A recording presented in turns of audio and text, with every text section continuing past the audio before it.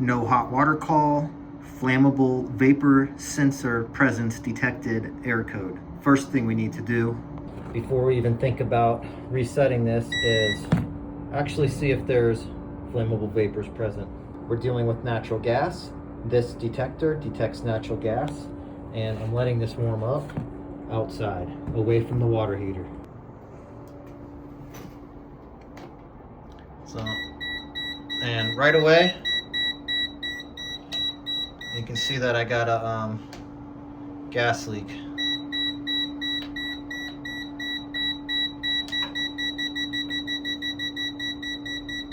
So the sensor did its job. This is why you just don't go try resetting it.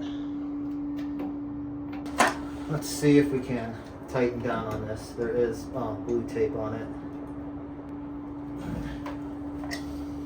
It's as tight as could be. Seems like it's coming from the fitting itself. Hopefully it's not cracked. I'm gonna shut the gas off.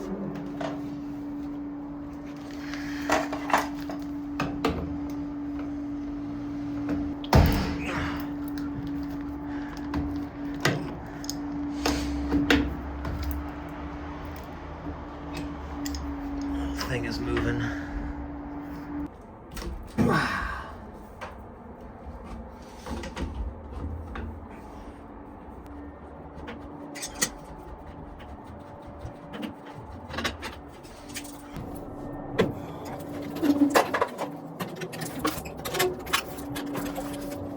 You know what? This tape's gone. Got our new gas connector line, and got our new thread piece too. This side is compression.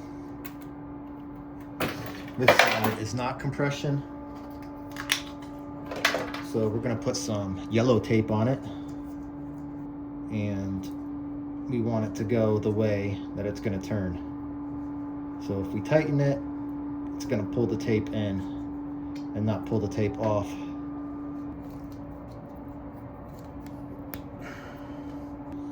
Got all the threads covered. Also gonna put some lubricant on it. This will work on gas. Always read the label if you're using the lubricated Teflon. And I'm gonna spread that around evenly to where it's covering all the threads.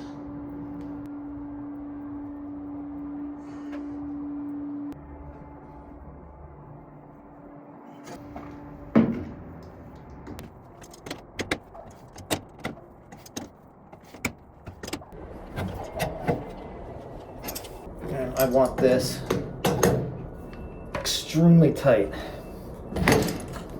Since these are compression fittings, do not put Teflon tape on it, as it can mess up the seal, especially if it overlaps a little bit.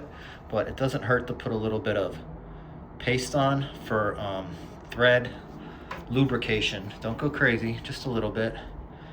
And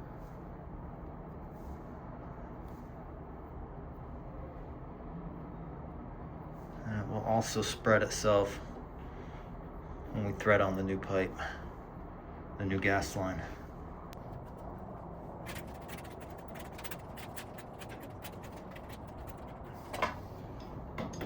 And then once it stops, hand tight, just tighten it. Don't over tighten though.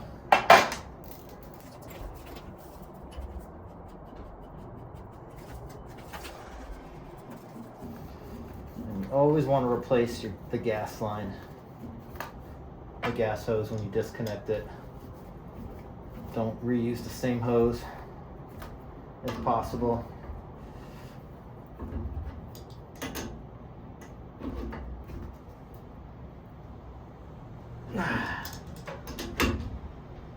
Okay. Clean this up.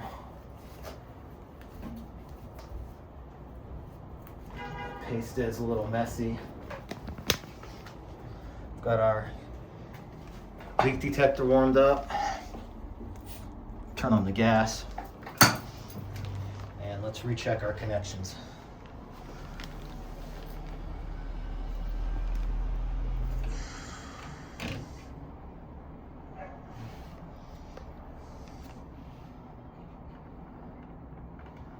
Get right up in there. Up here too.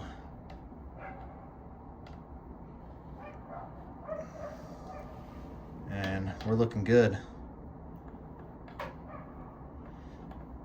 That's a good sign. No leaks. Okay, we're gonna see if this sensor's still good. Unplug the bottom Molex connector. That goes to the vapor sensor. I'm gonna set my meter to ohms, and I'm gonna test the resistance between pins 2 and 3, the two middle pins. If I got over 48,000 ohms, the sensor is bad and will need replaced. So I've got those jams in there. And we're right there, 51,000. So since that is a little high, I will be swapping out this sensor.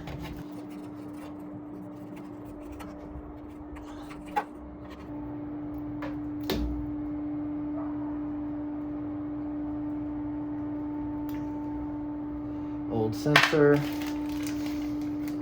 new sensor. And then I'll do a reading on this one too, just to show you. Put this back in, clip that shut. And our new sensor, if we take a reading between the two middle pins on the Molex connector,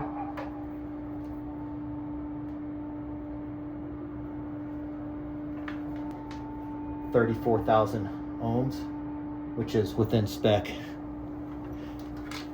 Plug this back in.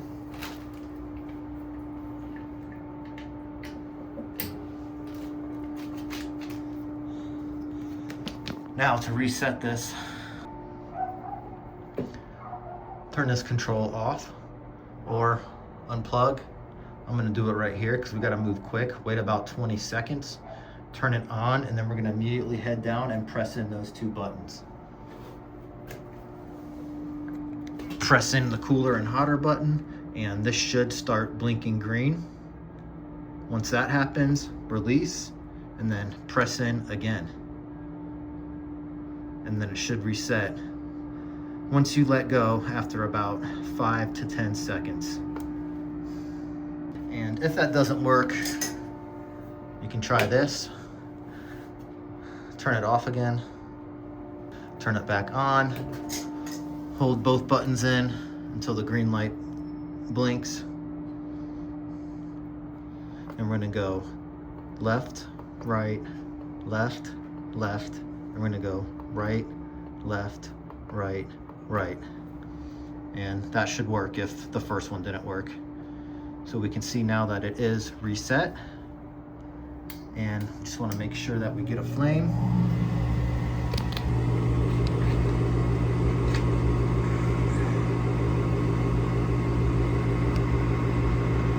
And we've got flame. Thanks for watching. My name's Dave. See you on the next one.